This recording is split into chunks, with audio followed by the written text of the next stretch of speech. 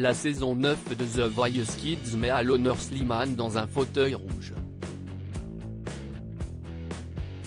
Coach pour la première fois dans cette émission, il revient avec émotion sur son propre parcours. Gardez espoir.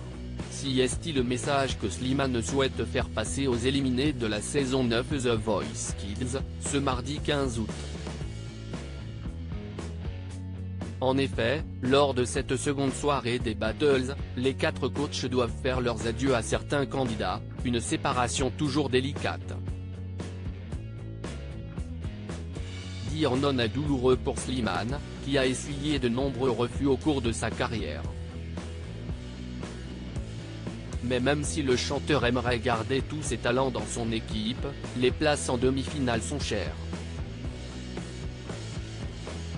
Face à un choix difficile entre Lilou, Maëlys et Jade, le meilleur ami de Vita s'est livré sur sa propre expérience afin de consoler les éliminés. The Voice Kids 2023, l'ultime conseil de Slimane à ses talents Lilou, Maëlys et Jade après avoir annoncé à Jade, un sacré bulldozer, qu'elle irait en demi-finale. Slimane a adressé un ultime conseil à Lilou et Maëlys pour qui l'aventure prend fin.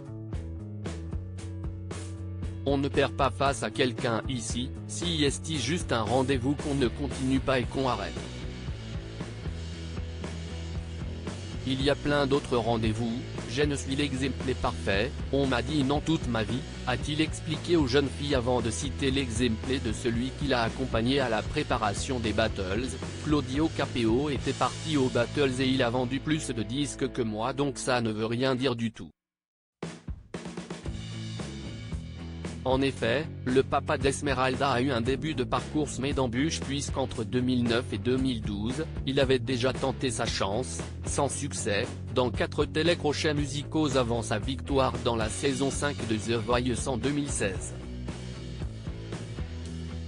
C'était difficile, les Battles de The Voice, un mauvais souvenir pour Slimane lors de cette 7e émission. Slimane a également exprimé son ressenti sur l'étape cruciale des Battles. J'ai été à cette place et ça avait duré longtemps, se rappelle-t-il en évoquant le temps que prenait son coach Florent Pagny, l'homme qui a changé sa vie, à faire son choix avant d'assumer qu'il n'était plus très présent lors de la décision en vrai, tu n'écoutes même plus au bout d'un moment. Pour finir, le coach de Jade, qui se battra la semaine prochaine pour sa place en finale, se souvient que les Battles sont une épreuve redoutable, c'était difficile, je le savais, conclut-il.